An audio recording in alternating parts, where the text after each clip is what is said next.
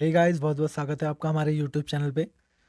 आज की वीडियो है पार्ट 3 भारतीय संविधान निर्माण प्रैक्टिस क्वेश्चन सीरीज का। जैसे कि इस वीडियो के पार्ट 1 और 2 भी है, जिसका लिंक डिस्क्रिप्शन में मिल जाएगा आप लोगों को। वहाँ से जाके ज़रूर देखिएगा, तभी आपका ये टॉपिक कंप्लीट होगा। आज भी 10 क्वेश्चन लेके आया हूँ मैं आपके लिए भारतीय संविधान निर्माण से।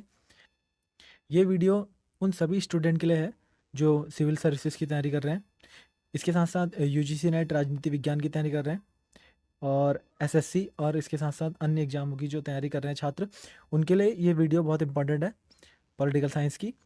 तो चलिए वीडियो को शुरू करते हैं और शुरू करते हैं आज के क्वेश्चनों से।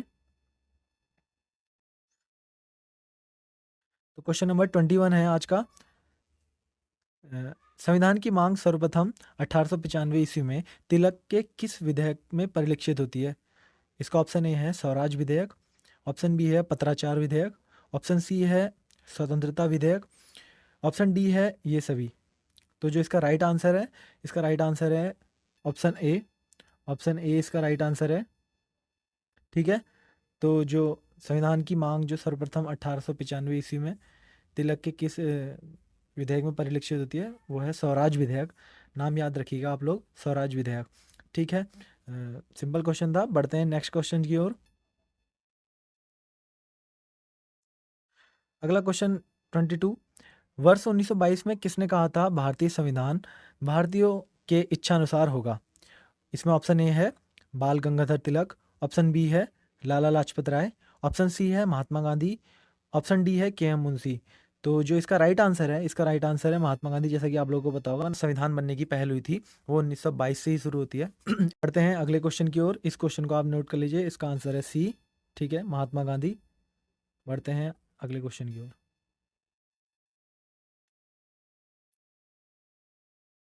क्वेश्चन नंबर 23 है, भारत शासन अधिनियम 1919 को किस नाम से जाना जाता है? ठीक है, तो इसमें ऑप्शन है आपके। ऑप्शन ए है मार्ले मिंटो सुधार, ऑप्शन बी है मॉन्टेग्यू चैम्सफोर्ड प्रतिवेदन, ऑप्शन सी है कर्जन किशनर सुधार, ऑप्शन डी है माउंटबेटन घोषणा। ठीक है, तो जो इसका राइट आंसर है, इसका राइट आंसर है ऑप्शन बी। ऑप्शन बी इसका राइट आंसर है, मॉन्टेग्यू चैम्सफोर्ड, मॉन्टेग्यू और चैम्सफोर्ड। ठीक है, जो इसका राइट आंसर है। और option B right answer, Montagu Chelmsford प्रतिवेदन, जो भारत शासन अधिनियम का एक अन्य नाम भी है। ठीक है, इस क्वेश्चन को नोट कर लीजिए, आंसर बी है इसका। बढ़ते हैं अगले क्वेश्चन की ओर। अगला क्वेश्चन है 24, प्रांतीय सरकार में द्वैध शासन प्रणाली का प्रारंभ किस अधिनियम के माध्यम से हुआ? ठीक है, तो इसमें ऑप्शन है आपके। ऑप्शन ए है मार्ले मिंटो सुधार, ऑप्शन बी है 1935 का भारत शासन अधिनियम, ऑप्शन सी है मॉन्टेग्यू चैम्सफोर्ड सुधार, ऑप्शन डी है इनमें से कोई नहीं। तो जो इसका राइट आंसर है, इसका भी राइट आंसर मॉन्टेग्यू चैम्सफोर्ड है, जो इसका राइट आंसर है।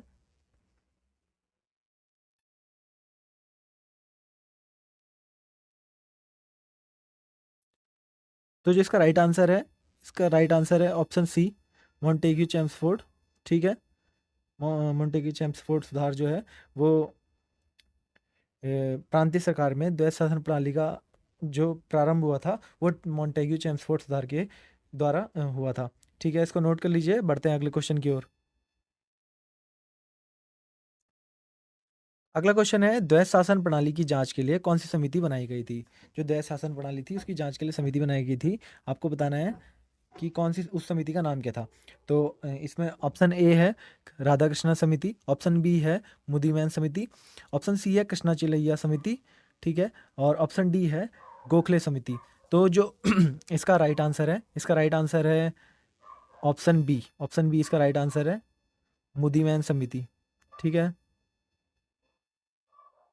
मुदीमैन समिति जो थी उसको द्वैध शासन जो प्रणाली थी उसकी जांच के लिए बनाया गया था। ठीक है, और अपना प्रतिवेदन देने को कहा गया था। इसको नोट कर लीजिए, ऑप्शन बी है इसका राइट आंसर। ठीक है, मुदीमैन समिति, नाम याद रखना। बढ़ते हैं। 1919 के अधिनियम के अनुसार गवर्नर जनरल की कार्यकारिणी में आज 8 सदस्य थे। जिनमें भारतीय सदस्य की संख्या कितनी थी? तो आपको बतानी है भारतीय सदस्य की संख्या कितनी थी गवर्नर जनरल की कार्यकारिणी में, जिसमें टोटल 8 सदस्य होते थे। इसमें ऑप्शन है ए है 3, ऑप्शन बी 4, ऑप्शन सी 1 और ऑप्शन डी 2। तो जो इसका राइट आंसर है, इसका राइट आंसर है option A. Option A right answer है। जो इसकी जो संख्या होती थी वो 3 होती थी, ठीक है। गवर्नर जनरल की कार्यकारिणी में जो 8 सदस्य होते थे, उनमें से जो 3 सदस्य होते थे वो भारतीय होते थे, ठीक है। इसको नोट कर लीजिए। बढ़ते हैं नेक्स्ट क्वेश्चन की ओर। जल्दी फटाफट इन क्वेश्चनों को ख़त्म करते हैं, इस सीरीज को भी ख़त्म करना है फटाफट। ये क्वेश्चन जो है इस सीरीज में वो भारतीय संविधान से संबंधित है और पिछले सालों में पूछे जा चुके हैं। ये अलग अलग गवर्नमेंट एग्जाम्स में यूजीसी नेट, यूपीएससी और इसके साथ साथ एसएससी और स्टेट लेवल के जो सिविल एग्ज़ाम होते हैं उनमें ये क्वेश्चन पूछे जा चुके हैं। तो डायरेक्टली उठा के पूछ लिए जाते हैं। तो आप लोगों का बेस क्लियर होना बहुत ज़रूरी है। कुछ क्वेश्चन इसमें बहुत सरल हैं और कुछ क्वेश्चन मैंने टफ भी डाले हैं ताकि बैलेंस रहे और आप लोग अच्छी प्रैक्टिस करते रहें क्वेश्चनों की, ठीक है। मैं इसको नोट कर लीजिए। बढ़ते हैं अगले क्वेश्चन की ओर। अगला क्वेश्चन है 27।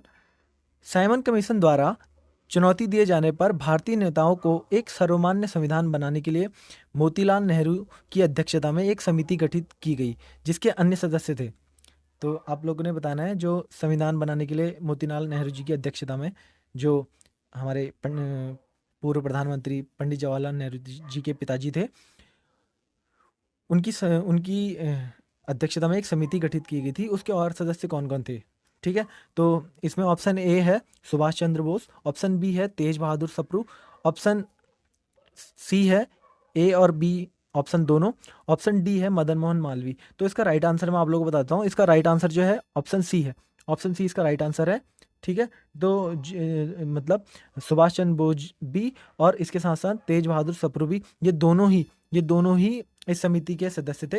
ये 3 सदस्यीय समिति थी, ठीक है, जिसके अध्यक्ष थे मोतीलाल नेहरू जी, ठीक है। और इसके अन्य सदस्य थे सुभाष चंद्र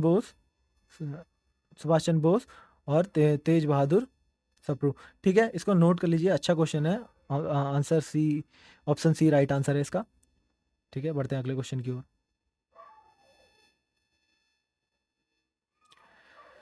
क्वेश्चन नंबर 28 है, साइमन कमीशन ने अपनी रिपोर्ट कब प्रस्तुत की? ऑप्शन ए है 1930 में, ऑप्शन बी है 1931 में, ऑप्शन सी है 1932 में, ऑप्शन डी है 1934 में। तो जो इसका राइट आंसर है, इसका राइट आंसर है 1930। 1930 में जो साइमन कमीशन था उसने अपनी रिपोर्ट प्रस्तुत की थी, ठीक है। इसको नोट कर लीजिए, सिंपल क्वेश्चन था। बढ़ते हैं नेक्स्ट क्वेश्चन की ओर। इस सीरीज में क्वेश्चन नंबर 29 है, भारत में 1861 ईस्वी में आरंभ हुई संविधान विकास की प्रक्रिया का अंतिम चरण किसे कहा जाता है, ठीक है। तो ऑप्शन ए है 1935 का भारत शासन अधिनियम, ऑप्शन बी है 1919 का अधिनियम, ऑप्शन सी है नेहरू की रिपोर्ट, नेहरू समिति की रिपोर्ट, ऑप्शन डी है साइमन कमीशन की रिपोर्ट। तो जो इसका राइट आंसर है, मैं आप सबसे पहले इसका राइट आंसर बताता हूँ। इसका राइट आंसर है ऑप्शन ए। ऑप्शन ए इसका राइट आंसर है, 1935 का भारत शासन अधिनियम। तो जो 1935 का भारत शासन अधिनियम है, इसमें आके जो भारतीय संविधान विकास की प्रकृति एक तरीके से अंतिम चरण में पहुंच गई थी। इसको नोट कर लीजिए। बढ़ते हैं नेक्स्ट क्वेश्चन की ओर।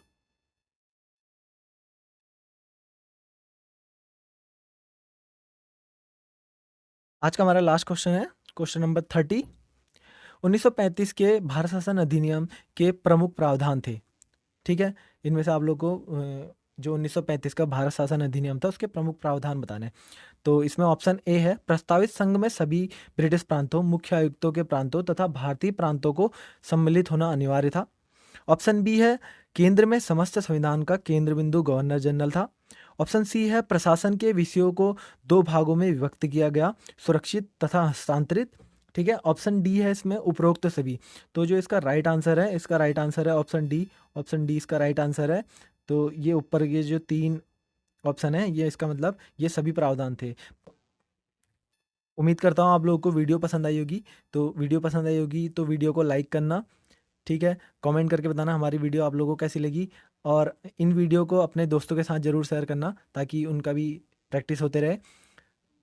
आप लोग अगर हमारे चैनल पर नए हो तो हमारे चैनल को सब्सक्राइब करना और बेल नोटिफिकेशन को ऑल पे क्लिक कर देना, जिससे हमारी नई जितनी भी वीडियो आएंगी आप लोगों को सबसे पहले मिलेंगी।